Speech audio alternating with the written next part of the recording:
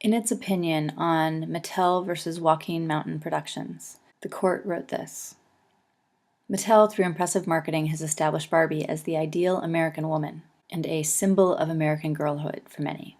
As abundantly evidenced in the record, Mattel's advertisements show these plastic dolls dressed in various outfits, leading glamorous lifestyles, and engaged in exciting activities.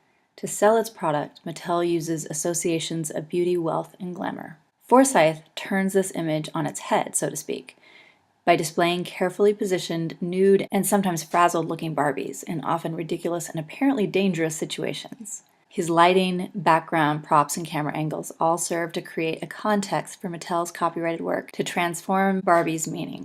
Forsyth presents the viewer with a different set of associations and a different context for this plastic figure. In some of his photos, she's about to be destroyed or harmed by domestic life in the form of kitchen appliances, yet continues displaying her well-known smile, disturbingly oblivious to her predicament. As portrayed in some of these photographs, the appliances are substantial and overwhelming, while Barbie looks defenseless. In others, Forsyth conveys a sexualized perspective of Barbie by showing the nude doll in sexually suggestive contexts. It's not difficult to see the commentary that Forsyth intended, or the harm that he perceived in Barbie's influence on gender roles and the position of women in society. In any case, Mattel sued for actually a bunch of things. It even sued for false advertising, which is just crazy. But the ones that this court considered were copyright infringement, trademark infringement, and trademark dilution. So for purpose of use, I would say at its core, this was an artistic commentary on what the iconic doll Barbie symbolizes, so I'm going to call it fair use even though Forsyth was selling postcards. And I'm going to base that on Campbell v. Acuff Rose. Remember, in that case, the parody of Roy Orbison's original song could not be taken out of the marketplace of ideas. And here too, Mattel is not asking for money. Mattel is asking for these pictures to go away. And under Campbell, you can't make them go away.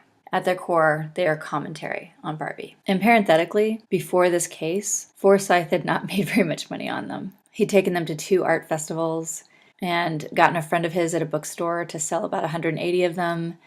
And basically, food chain Barbie had earned him about $3,600. But even if he had made more than that, the court at this point, about a decade after Campbell v. Acuff Rose, is pretty definitive that even if you have a mix of motives, that if the work is truly transformative and truly making commentary on the original, they're going to put a check mark under fair use. Nature of the original, they just took like 3 sentences on this one, as you can most of the time. Nature of the original, it's creative, it's going to be infringement. And pretty much every time I see this in cases that involve commentary, the court is very dismissive about it and says, yeah, it's infringement, but we're not going to weight this very heavily at all. Quantity used? Just for fun, I'm going to tell you what Mattel argued. It argued that Forsyth used the entirety of its work, so it should be under infringement. It contended that he could have used less by just using Barbie heads. That was their suggestion. If he had just stuck with Barbie heads, it would have been okay. The court said this would lead to absurd results, and we think this is a ridiculous argument, and we're going to conclude that the amount he used was just fine. And finally, impact on the market for the original. So there are 2 arguments that Mattel can make here. One is that this is going to hurt their ability to sell Barbies because it's somehow displacing their Barbies. And that, of course, is ridiculous. And the other one that they can argue is that this is taking a market that they might have licensed out, that they might have done something like this, but this person took that potential away from them. In both of those cases, the court rejected their arguments and said, we somehow don't see you making art like this or licensing art like this. And obviously, this is not going to hurt your ability to sell Barbies.